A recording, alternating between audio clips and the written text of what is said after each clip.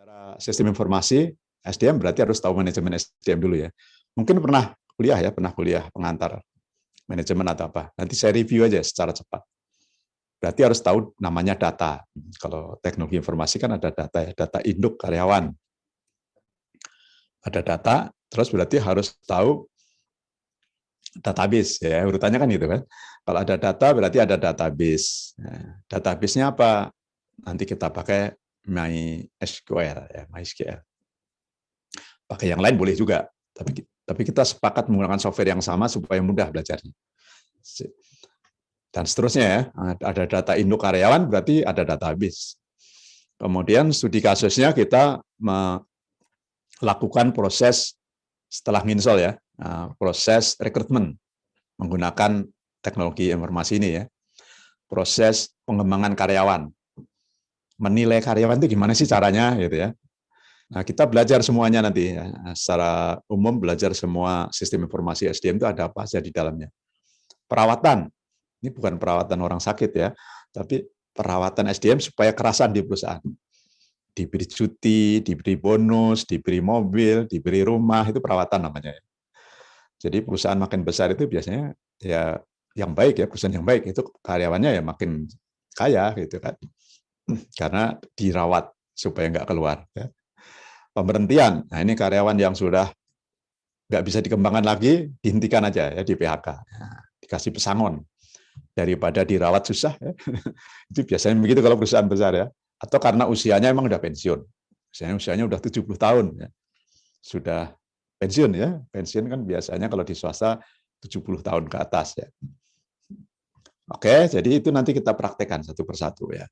Dan seperti kuliah saya yang lain, saya menekankan ke tugas ya teman-teman, ya supaya terampil ya, karena kita bidang komputer. Jadi kalau bidang komputer itu intinya harus bisa memanfaatkan teknologi komputer ya, teknologi informasi. Jadi maka harus banyak latihan. Gitu. Yang nilainya di 50%. Tahu teorinya sedikit, praktekan. Gitu ya. Nah, nanti UTS dan UAS bisa jadi juga tugas praktek ya di komputer masing-masing, tidak perlu masuk kampus ya. Pak nggak punya komputer, ya udah di HP aja, di HP. Kan HP itu komputer juga ya. Jadi membangun sistem informasi itu bisa di internet kan, tapi mengaksesnya dari handphone. Jadi nanti UTS-nya mengerjakan lewat handphone. UAS-nya apa Pak? Presentasi misalnya gitu ya. Nanti kita sepakati. Karena kita fokus sebagai seorang sistem informasi, ya. Seorang analis sampai menjadi seorang yang bisa mengevaluasi sistem, menilai sistem, secara sederhana, menguji coba sistem. Tapi ngetes kan tidak sembarangan ngetes ya. Jadi harus tahu cara kerjanya software. Kalau ngetes kan harus dites pertahapan gitu ya.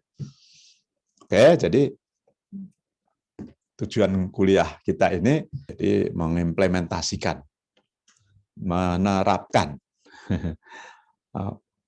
masih susah juga dipahami, udahlah memasang aja lah, memasang software ya, menginstall software, kemudian masukkan data-data karyawan, data jabatan. Kalau di perusahaan itu kan ada jabatan, ada organisasi kan pasti ada nama jabatan ya, terus ada karyawan, terus ada jenis pekerjaan. Nah itu dimasukkan semua tuh, itu namanya entry data, masukkan data. Tugas Anda pertama biasanya entry data ya, tapi mengentrinya dengan benar gitu ya. Nah, kita karena sarjana setelah di entry bisa diuji coba, jalan bener, berfungsi nggak softwarenya. Kalau error, kenapa error? Nah itu yang harus tanpa harus coding, tanpa harus tahu bahasa pemrograman ya kan? Kan jurusan sistem informasi kan tidak harus jago banget bahasa pemrograman. Kalau jago lebih baik ya, tapi tidak harus. Jadi kalau nguji coba pakai apa Pak? Nggak tahu bahasanya. Pakai black box testing. Black box testing itu nguji coba software tanpa tahu cara kerjanya. Jadi diberi masukan, diberi nama. Terus begitu namanya di entry, keluar jabatannya misalnya gitu ya. Itu namanya tes, hanya memberi masukan, lihat keluarannya. Tanpa tahu apa yang terjadi di dalam komputer. Itu namanya black box. Black box, kotak hitam. Komputer dianggap kotak hitam. Oke. Nah, itu implementasi itu. Jadi implementasi itu nginstall, ngentre data, menguji coba. Udah benar semua, nah baru di deploy. Bahasa Inggris lagi ya, deploy. Gelar itu digunakan ya, jadi dipasang, digunakan di berbagai tempat kalau softwarenya banyak. Kalau perusahaan punya cabang, ya di semua cabang dipakai. Itu namanya deploy. Kalau deployment bahasa Indonesianya nggak ada. Kalau implementation kan implementasi ya. Deployment digelar. Penggelaran. Bagi yang lupa, ya baca lagi nanti ya. Tolong, ini kan sudah saya upload juga ke Elena. Jadi ini dibaca kembali dan dimengerti setiap kata. Ada istilah khusus nanti di sistem informasi. Gitu. Perawatan maintenance, pengembangan development, orientation. Wah, susah ini mencari terjemahannya, mencari bahasa asli Indonesianya. Pengarahan, ya ada pengarahan. Tapi karena sudah diserap menjadi orientasi, saya gunakan kata orientasi. Jadi seseorang yang sudah jadi karyawan, sudah diterima, itu diarahkan dulu. Jangan kerja sendiri aja, nanti kacau ya. Diarahkan nanti kerjaan Anda ini, tim Anda namanya ini, gitu ya, dijelaskan itu namanya orientasi.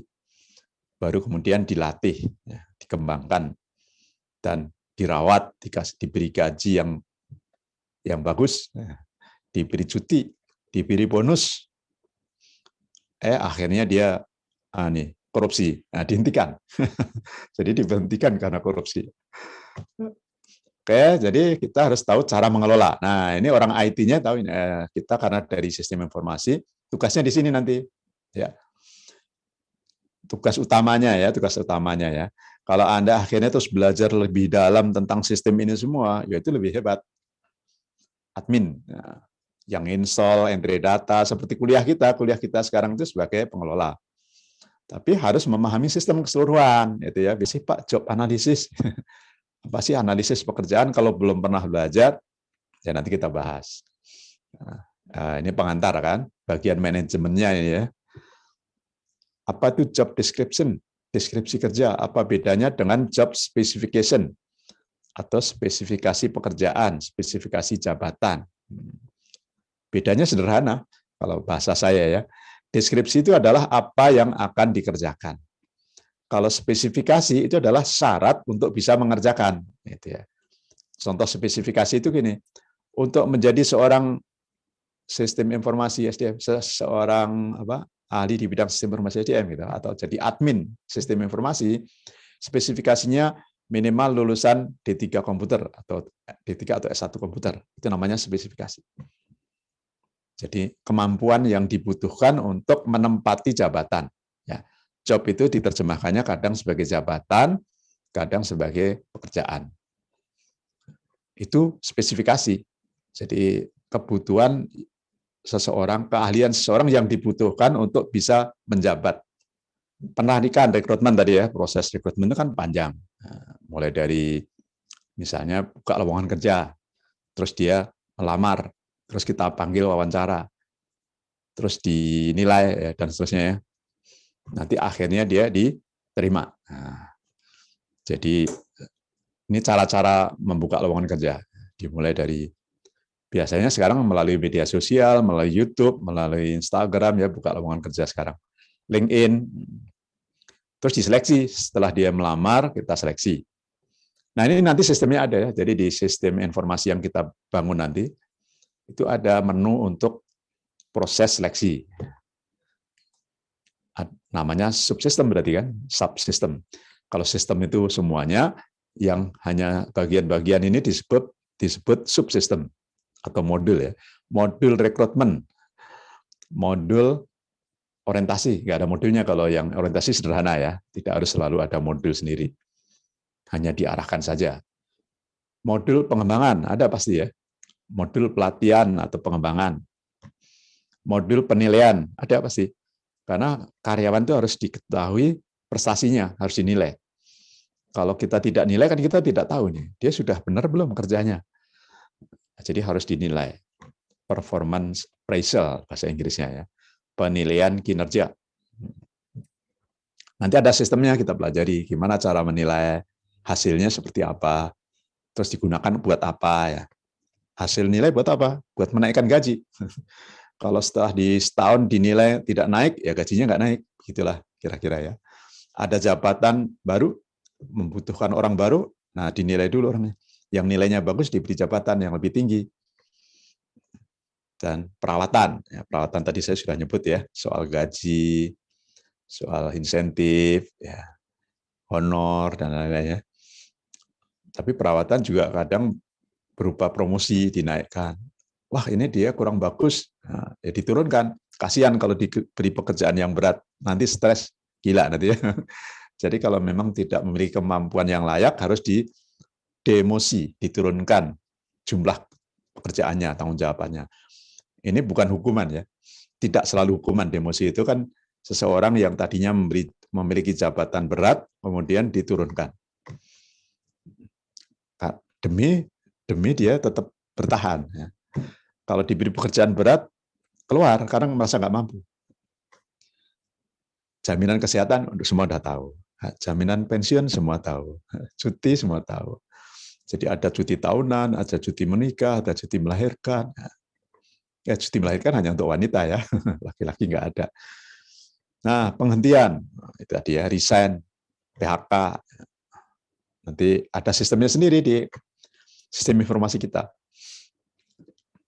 Nah, lalu ini teori tentang sistem informasi. Maaf, boleh bicara. Ada yang sudah kuliah yang namanya sistem informasi manajemen belum? Yang semester 5 dapat kuliah ini nggak ya? Atau semua nggak dapat kuliah seperti ini ya? Ya kalau nggak dapat sih nggak apa-apa. Itu kan lebih ke konsep ya. Kita langsung praktek sistem informasi SDM. Nah, karena sistem informasi SDM itu bagian dari sistem informasi manajemen. Sistem informasi manajemen dalam arti luas ya. Itu kan ada di dalamnya sistem informasi SDM, sistem informasi manajemen keuangan, sistem informasi manajemen pemasaran, sistem informasi manajemen gudang ya. Jadi semua yang terkait dengan mengelola organisasi ada sistemnya. Kalau yang gabungan semuanya apa Pak namanya? Nah, itu namanya sistem informasi enterprise. Jadi kata enterprise itu artinya organisasi yang besar. Perusahaan yang besar. Tidak harus perusahaan dalam pengertian bisnis ya, dagang ya. Jadi sistem informasi enterprise itu ada di rumah sakit, ada di kampus ya, ada di lembaga pemerintah. Jadi gabungan dari beberapa sistem informasi. Sistem informasi enterprise. Misalkan sistem informasi enterprise nanti ada kuliahnya sendiri. Nah, di dalamnya ada sistem informasi SDM. Nah, sekarang belajar dulu sistem informasi SDM. Nanti bagaimana mengaitkan, menyambungkan sistem informasi SDM ini dengan sistem informasi keuangan misalnya. Itulah disebut sistem informasi enterprise karena besar ya, bahasa awamnya begitu. Enterprise itu besar. Baik, output informasi dari sistem informasi itu bisa untuk keputusan sekarang ya, tapi bisa juga merangkum dari masa-masa lalu ya, database yang ada di perusahaan kan itu bisa jadi sudah bertahun-tahun.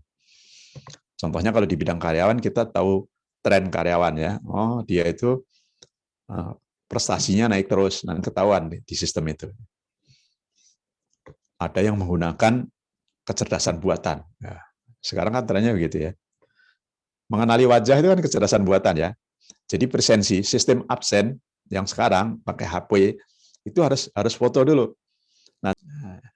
Nah ini pengantar sistem informasi saya lewatkan.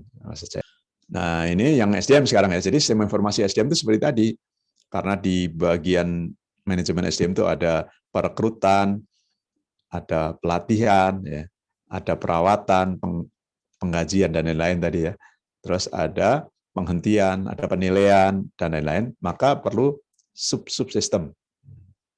Jadi sistem informasi SDM itu bagian dari sistem informasi fungsional tadi ya, yang disebut sistem informasi manajemen tadi.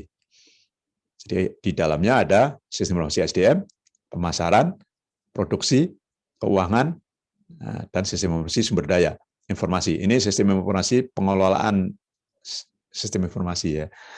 Jadi sistem informasi manajemen informasinya atau sistem TI-nya. Biasanya menyatu dengan seluruh sistem. Nah, ini penjelasan tadi ini. Ada decision support system dan ada sistem eksekutif. Sistem pengambilan keputusan dan sistem untuk bos saja. Ya. Jadi ada sistem khusus yang tujuannya untuk bos paling tinggi itu direktur atau direksi melihat perkembangan perusahaan. Gitu ya. Jadi dia tidak perlu tahu sistem-sistem yang kecil, dia cukup lihat dashboard-nya. Nah, ini kalau digambarkan ya teman-teman ya. Jadi semakin ke atas itu semakin kecil cakupan penggunanya. Nah, Executive Information System hanya untuk eksekutif, direktur. Ini yang tadi sudah saya ceritakan ya. Jadi sistem informasi yang menggabungkan semua dinamakan sistem informasi enterprise. Lalu kuliah kita ini kita fokus menggunakan Orange SRM. Ya. Kenapa saya menggunakan ini? Ini karena mudah dan tidak berat. Ya, jadi komputer yang speknya rendah, RAM-nya 4 GB sudah bisa. Bahkan 2 GB bisa kalau pakai Linux ya. Saya nggak tahu kalau pakai Windows ya. Jadi dengan RAM 2 GB bisa. Kalau tidak bisa juga nanti pasang di internet ya. Nanti saya ajarkan. Kita hosting aja. Nanti sistem informasinya itu ada di internet, di web ya. Tidak perlu di laptop kita. Itu kalau laptopnya berat ya, sehingga ngaksesnya bisa dari handphone. Meskipun ya repot ya, ngetik di handphone kan kecil gitu ya. Tapi bisa ya. Seperti Elena itu kan bisa dari handphone ya. Nah, jadi Orange SRM itu nama software khusus untuk sistem informasi SDM. Orange SRM. Nah, Orange namanya, SRM-nya Human Resource Management, ya, sistem informasi untuk manajemen SDM. Lalu manfaatnya apa? Nanti baca sendiri ya. Saya yakin semua udah tahu sih. Kenapa sih kuliah IT? Perusahaan pengen menghemat biaya, ya, salah satunya. Kalau tidak pakai IT kan lebih mahal. Karyawannya harus banyak gitu ya. Terus menyederhanakan struktur organisasi ya, otomatis ya. Dan lain ya. Fleksibel. Jadi memudahkanlah dalam bekerja. Nah, sekarang kita masuk istilah baru yang namanya modul. Subsistem atau modul, ya sama aja ya. Jadi bagian dari sistem dinamakan subsistem. Nah, kadang dinamakan modul. Ini istilah di bidang pemrograman ya. Modul itu bagian dari sebuah program. Jadi kalau sistem informasi biasanya subsistem kan, tapi boleh disebut modul. Jadi sistem cuti ya berarti modul cuti. Sistem untuk penilaian kinerja, modul penilaian kinerja, ya, dan seterusnya. Nah, saya kenalkan sekilas Orange SRM. Nah, waktunya tinggal 4 menit lagi. Orange SRM ini open source ya, masih tersedia versi open source-nya, nggak usah khawatir ya. Jadi bisa di-download atau langsung bisa di-install di internet tanpa harus kita bayar lisensi. Nah, kalau pasangnya langsung di internet, namanya kita menginstal sebagai cloud. Ya, cloud computing.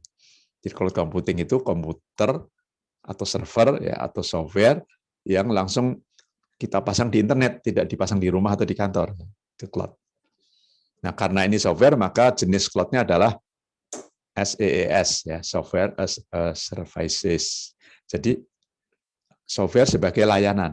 Jadi yang dijual itu layanan sebenarnya, tapi layanannya berupa software, disewakan gitu ya. Ini bisnis ya. Jadi adik-adik kalau berminat nanti bisa, saya mau membuat web khusus untuk melayani perusahaan-perusahaan di bidang pengelolaan karyawannya, bisa.